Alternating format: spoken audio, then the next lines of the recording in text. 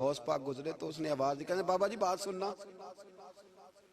تو بابا جی کہنے لگے پتر بتاؤ. غوث پاک مسجد کے امام کو نہیں آپ آواز دے سکتے، وہ کہے گا گستاخ ہیں سارے، میری طرح کے بندے اڑ جاتے. آواز دی بابا جی سننا.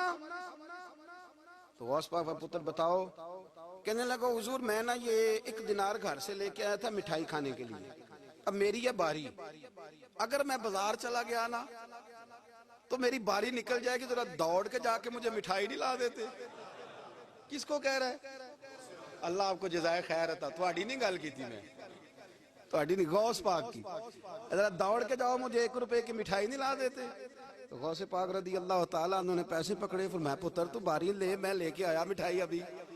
غوث اعظم رضی اللہ تعالیٰ عنہ جانے لگے تو خادم کہنے لگے چھوڑے محلت میں، چپ کر، اس نے تجھے کہا کہ مجھے کہا. غوث پاک رضی اللہ تعالیٰ عنہ بازار چلے گئے. جب بس دکان پہ پہنچے تو وہاں بھی رش ہو گیا. حضور آپ کدھر؟ فرمایا میرے دوست نے مٹھائی لینے بھیجا، 100 روپے اور 2 مٹھائی. وہ مٹھائی لا کے دی غوث پاک نے اس بندے کو. تو ایک اور بچہ بولا، کہنے لگا حضور ہے پھر مینوں بھی لے آ دیا جی. غوث پاک دوڑ کے گئے، اس کے بھی مٹھائی لائے. وہ 3-4 بچوں کی مٹھائی غوث اعظم جاتے آتے وہاں شور ہو گیا، یہ کیا ہو رہا ہے؟ اس نے مزہ لینا اس نے لے ہی لینا، جس نے ذائقہ لینا اس نے ہر بات سے اس نے لے لینا ہے. جس کو لطف آتا ہے اسے آ ہی جاتا ہے. خادم کہنے لگا بغداد کے شیخ اب یہ کیا ہے؟ اب فرمانے لگے تجھے نہیں سمجھ آ رہی تو مجھے تو آ رہی ہے نا.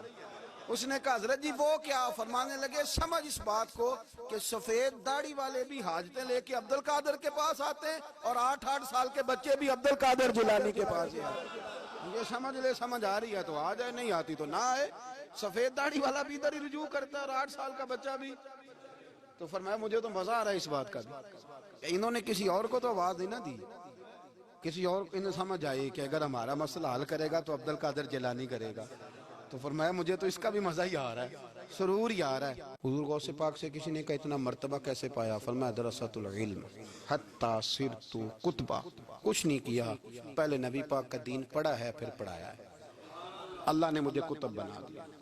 اور لوگوں نے کہا حضرت صاحب یہ روحانیت یہ اندر کی یہ کیسے ملتی ہے؟ فرمایا 2 کام کرنا، اپنا اخلاق نہ کبھی بگڑنے دینا. اپنا اخلاق، سامنے والا کیا ہے وہ جانے، اس کا کام جانے، تم کیا ہو، تم نے اپنا اخلاق کبھی بگڑنے.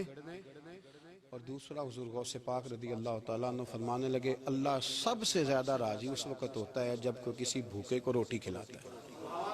فرمایا میں نے ساری زندگی روٹی کھلائی ہے اور اللہ کو راضی کیا. اپنے اخلاق کو کبھی نہیں بگڑنے دیں، یہ غوث پاک کی تعلیم.